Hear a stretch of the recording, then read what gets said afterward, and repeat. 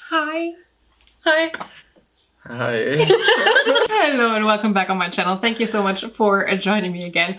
I am here again with my lovely friends and we are going to be guessing what books are based on their cover. This is episode 2, so if you haven't watched the first one, go watch the first one. This has been so much fun that we're going to do a second one. Let's see if we're going to do more in the future. That depends on how you like it. Do you want to introduce yourself? Hi, I'm Jen. And I'm Nam. And we are non-readers.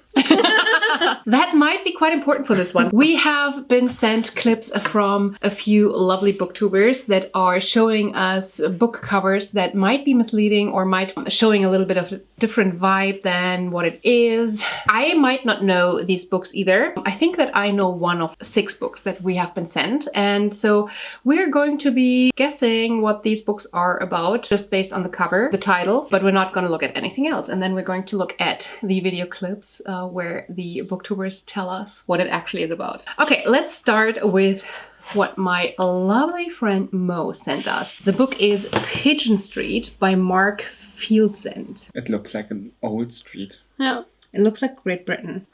You say it's like, it looks old, so maybe it's historical fiction. But it's not too old. It's like not medieval old, so maybe early 1900. Ooh, maybe it's like a World War II story. Yeah, I thought the same. Pigeon Street, like pigeons are mostly in cities. We have pigeons here. Really? Yeah, I know. This far out in the country, we have pigeons too. But I What? connect pigeons to like, city central. So if we're on a street, maybe we're following a few people from that street. Like a couple of neighbors maybe. And maybe it's after the war. I think that something bad happens on the street. Or something depressing. Yeah, this cover does not look very happy. I don't know the title. It's like written, so yeah.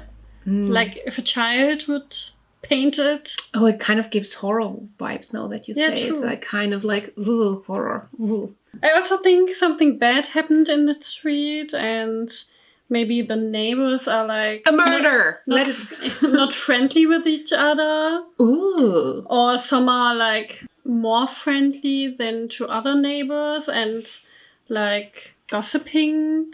Maybe that's what the red line is about. I don't know. I think the phones with the lines, what it's called, line phone, Yeah. between some neighbors and that they are talking about someone else or accusing them of murder or something. Pigeons were also like sending letters. Oh, yeah. Yeah. Oh, yes, you're right. Wow. Maybe Yeah. that has something to do with it. Yes. It sounds kind of like a Desperate Housewives retelling, but like in a historical fiction kind of setting. Maybe it's I do like the idea about like communication. Maybe it's about like one neighbor being abusive, maybe being the type of like monster who hides somebody that they kidnapped, and the neighbors gossip but they don't realize what's happening. So we say something creepy happened in that street Yes. and the neighbors are talking a lot. Yes. Yeah. And they make it worse. If they wouldn't have been gossiping about it that much, they might have been able to prevent it or something. Is it? Yeah? Final answer? Yeah. Final answer. Okay. Let's see what Mo has to tell us.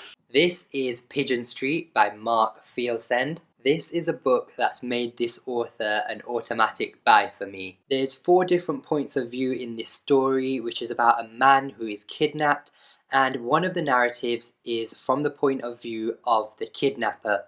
That's as much as I'll say about the plot. What I love about this book is how it circles back to the start. So it opens with a scene where you don't really understand what's going on, and then the story unfolds and you revisit the scene at the end, and that's when it hits you. Mark Fieldsen really is the master of plot twists. Wow. Ooh. Okay, now I want to read it.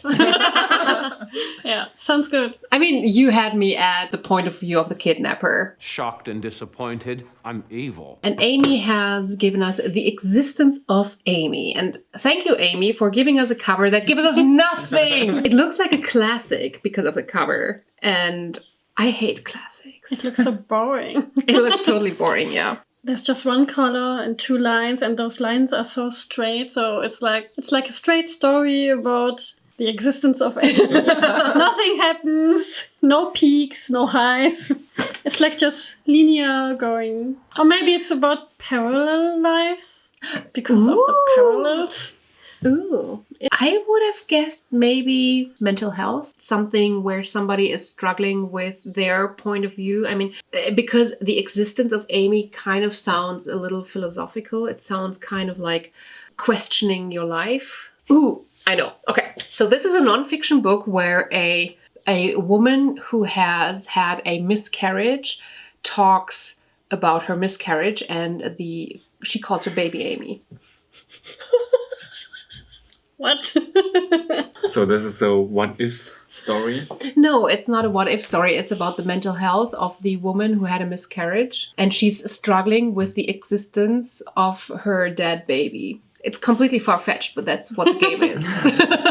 I'm trying to be completely wrong as well. So, but I think that this could be... if you would tell me that that's the plot, I would totally believe it. Okay, then I'm going with something far-fetched too. Yes. I would say it's about some stalker who's stalking Amy. Ooh. And stalking her whole existence.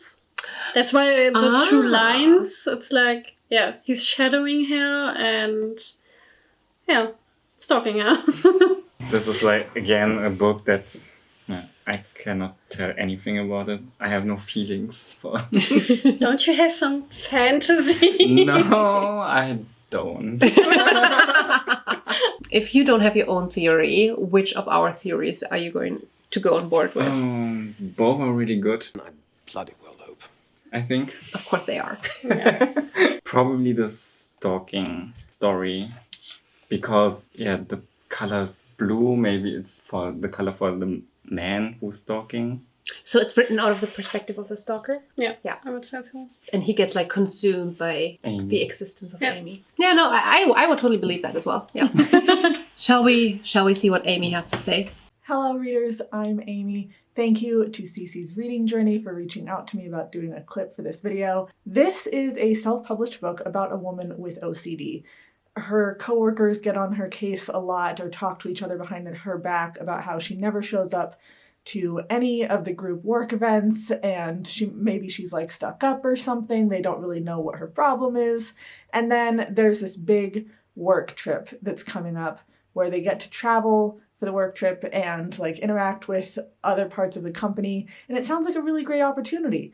But she's like, I don't know that I can make it because of such and such a thing. And really she's trying to hide the fact that she struggles with OCD and she needs to keep her space clean and she struggles to interact with other people. And sometimes she needs to take days off for that. I think this is such an important story because you don't see a lot of stories about OCD in this way. And this cover just doesn't do anything. And I'm in graphic design right now. Graphic design student, I have like a freelance business, and I would love to go into book design at some point, like book cover design. It's just a blank cover with 2 lines on it. Like that's it. There's no information. The font is really basic. I just feel like so much more could have been done. Even if you got into like a Word document and looked up a free photo of a vacation site or something else could have been done to make this cover more eye-catching, considering what an important topic it talks about. So this is kind of a simple example of a cover that I think needs changed, needs updated for its audience. I'm excited to watch this video back and see what other people have to say, so thank you very much for listening to my clip.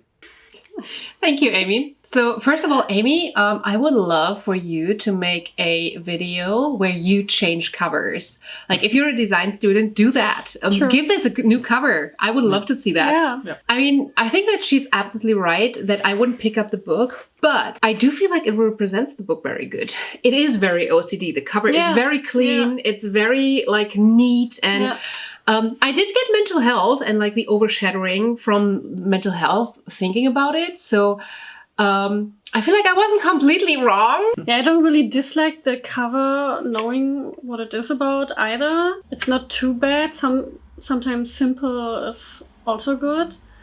It doesn't always have to be like pictures or... I think it is a good representation of OCD. I feel like the cover is telling the story as well, but it would not be a good marketing cover Yeah. where I wouldn't pick it up. So thank you, Amy. I'm looking forward to that video of you redesigning book covers. So I'm expecting that now. Next, we have Noelle, and Noelle gives us Midwinter Blood by Marcus Sedgwick.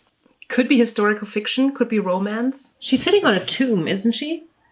Like, she's on a graveyard. Looks very sad. Yeah. Midwinter Blood kind of sounds witchy. Very goth. Like, this is the type of books that I would never pick up because they look so old-fashioned. It actually, you know what, it feels like a very German book cover. Something that I would see a lot in like the 90s for like historical fiction. Yeah.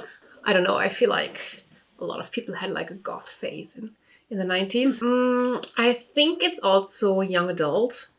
It definitely romance. It definitely gives me like romance vibes. But Yeah. Midwinter Tragic Blood. romance. Yes. Yes, and that's why I would have read it probably.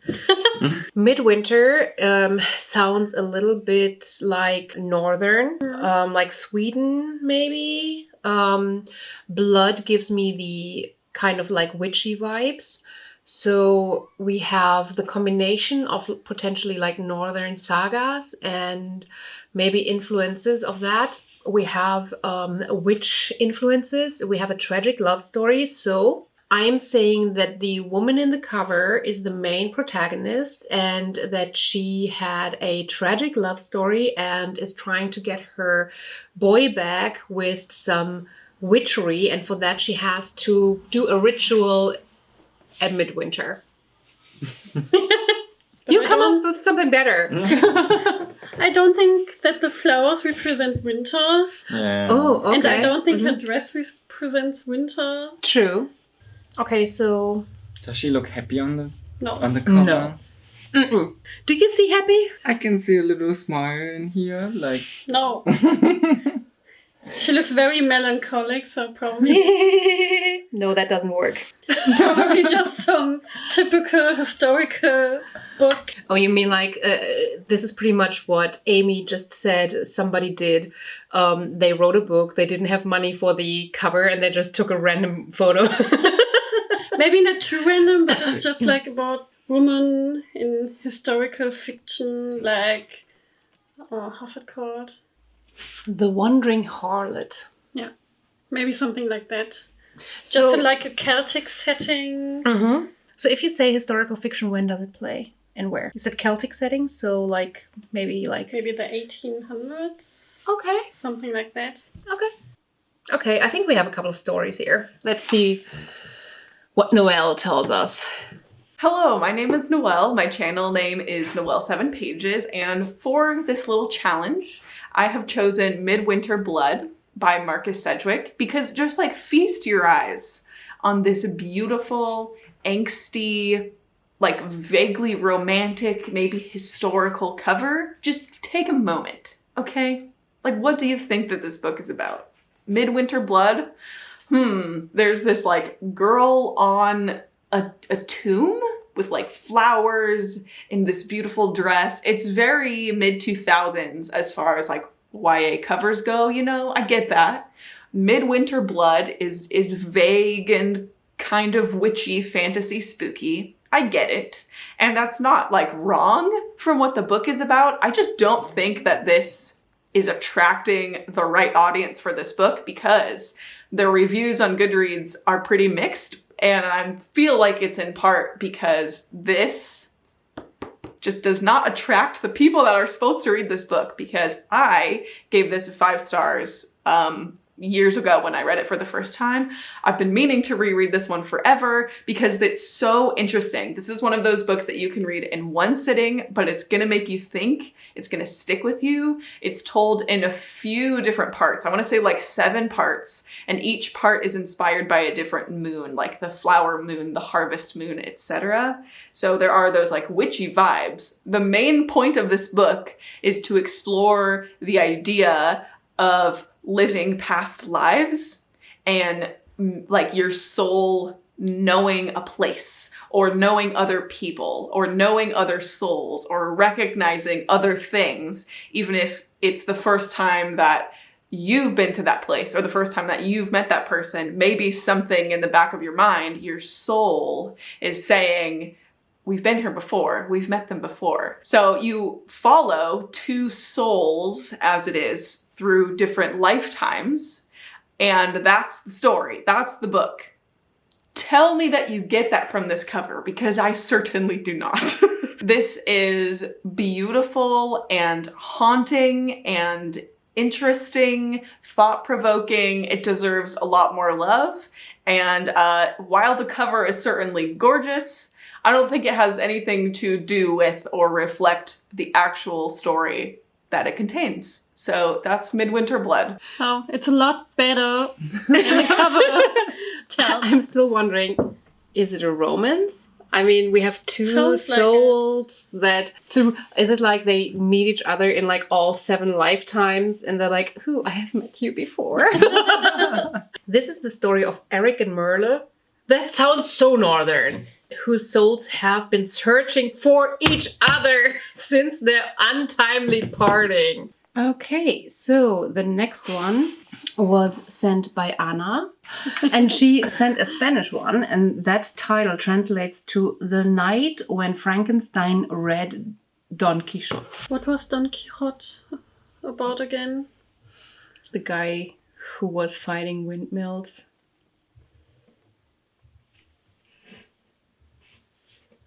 So it's Frankenstein's life after he got sentience and he was living a normal life. Well, the thing is, we see the monster, right? But Frankenstein was the doctor who created the monster. Oh, true. But on the cover, it's the monster reading. So maybe the author completely mixed it up and thought that Frankenstein, because it's a common thing that people think that the name of the monster is Frankenstein.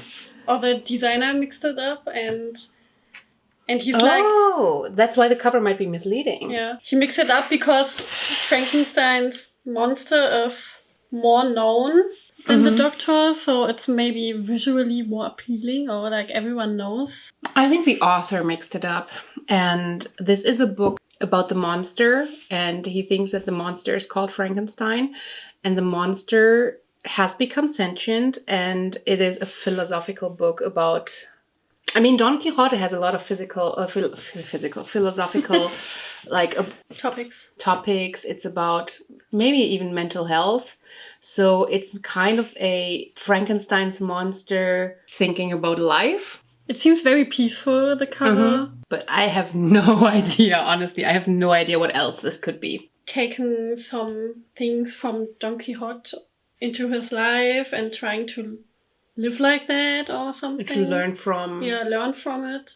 So Frankenstein's monster is trying to become a better person by learning from Don Quixote. Yeah. I think this could actually be really hilarious. Like, this could be a humoristic book. Yeah. You know, this type of book where like medieval people are going to be thrown in like a 2000, like they time travel and then they're trying to find their way.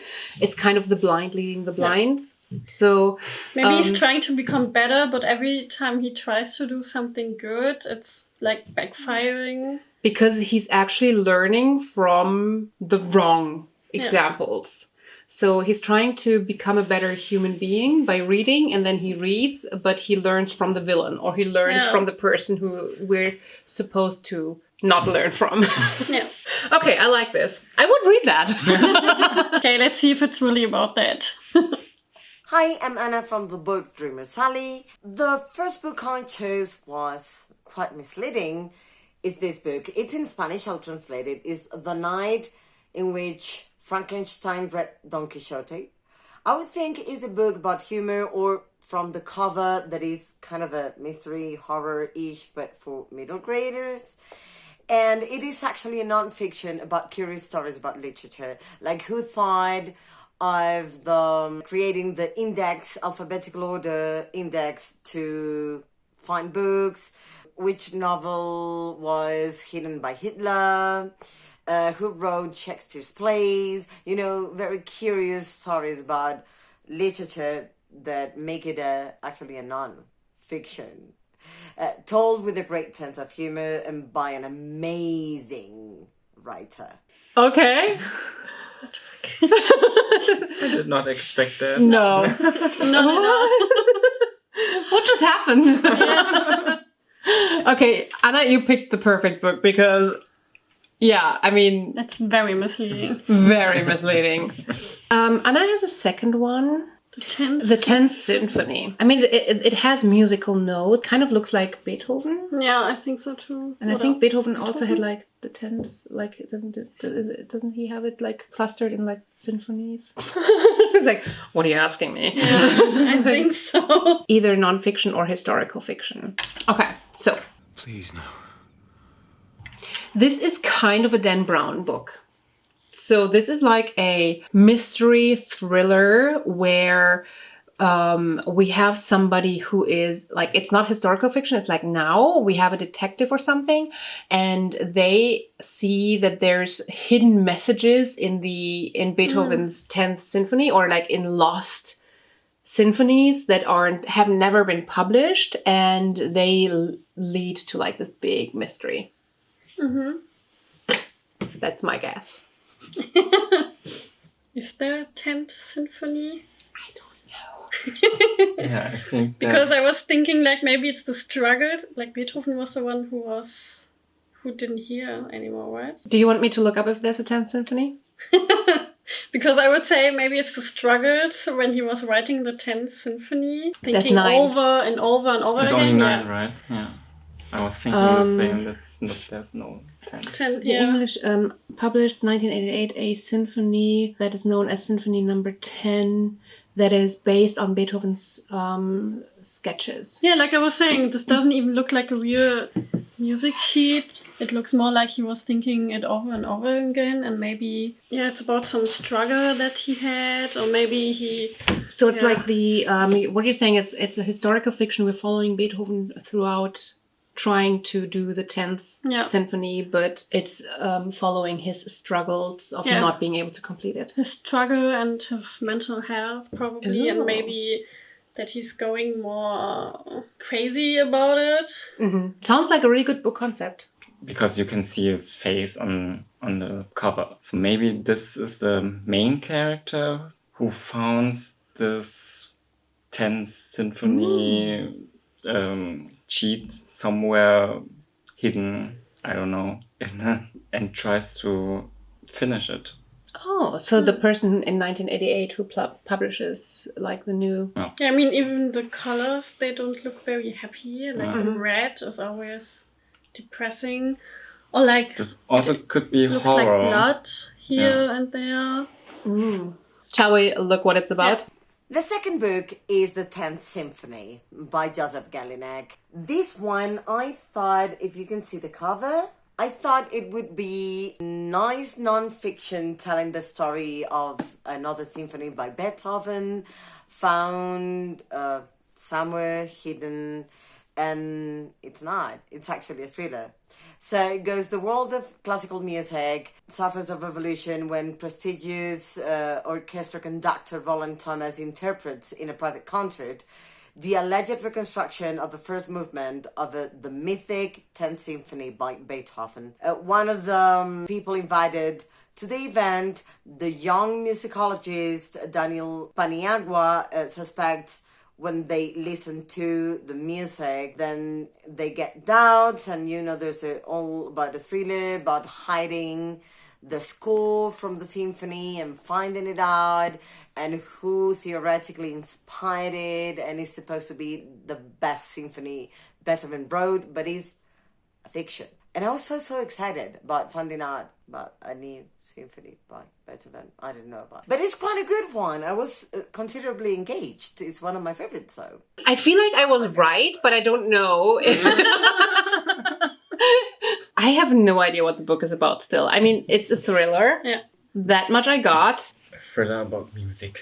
The world of classical music is revolutionized when the prestigious conductor performs in a private concert the supposed reconstruction of the first movement of Beethoven's mythical 10th Symphony.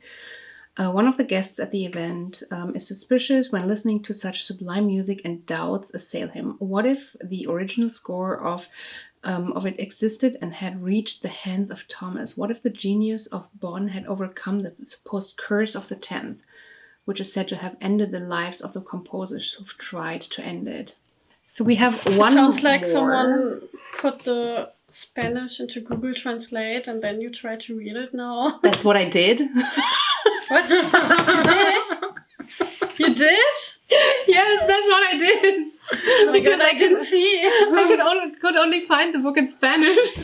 Okay, so the last one is one more by Mo, and that is the book that I have already read myself, so I cannot. Oh, that's boring. No, you tell me what Strange the Dreamer by LAINI Taylor is about. The same here. So it's more of a contemporary. It's now and it's like in the real world, but the main character goes into like his own fictional world. And always because he's like daydreaming, he's called a strange person because he's always spaced out. And what are the you said it's moths? What do they have to do with that? Yeah, nothing probably. I don't know. Moths always go to the light, so maybe he is one of the moths in his dreams. Oh. In his dreams, it's he's in another world or another parallel life, something. But the basic is still the same. Yeah. Okay. Shall we see what it's actually about? yes. I was really confused by this title. I just couldn't get my head around what it meant. It almost felt like half a sentence. It's basically about a man whose name is Strange, so as a noun, not as an adjective. And he's a little bit of a dreamer. He's an orphan, and he ends up becoming this librarian for academics in this huge, huge library. I really enjoyed this book from page 1. I'm not sure if the writing can be classed as purple prose, but it is really descriptive, quite rich, quite slow-paced, and the ending is just mind-blowing. I had to reread those pages because I thought, surely the author won't do this, but yeah, it was amazing. So yeah, I gave the book 5 stars, not only because of the story and the writing, but because it challenged the concept of good versus evil. What makes a person good? What makes a person bad? And is there ever a chance for redemption? So it represented and challenged both sides, which made it a really interesting read for me. That's a very interesting description. It's not wrong. It just leaves out a big part of a very rich fantasy world. The role of the moths and that you pretty much have two.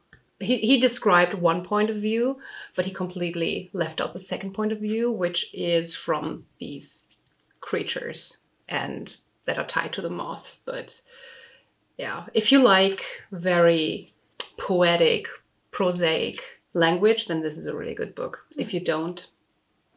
So the moths really do play a part. Yes, it's a very big part. Yeah, I'm going to tell you off camera in case somebody still wants to read it. All right, I think this is it. How did you enjoy the second round? Yeah, it was very fun to hear from others also and their take about it. So should we do this again if people send us clips? Sure. So if you want to see a part 3, this is what you need to do. You have to send me a clip of a book that you feel like will completely lead us the wrong way. And we will make a fool of ourselves guessing what it is, like with Frankenstein. I mean, come on.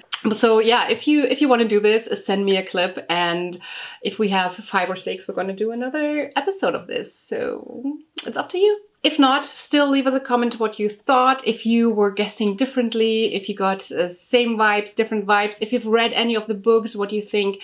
Should I read it or not? Before you leave, hit that subscribe button, and I hope to see you again on my channel real soon. Thanks for being here. Bye! Bye. Just loving this moment. Can we stay here forever? I'm loving this moment. Can we stay here together? If I could stop the time, don't you know that I would? 'Cause I'm just loving this moment. Can we stay here forever?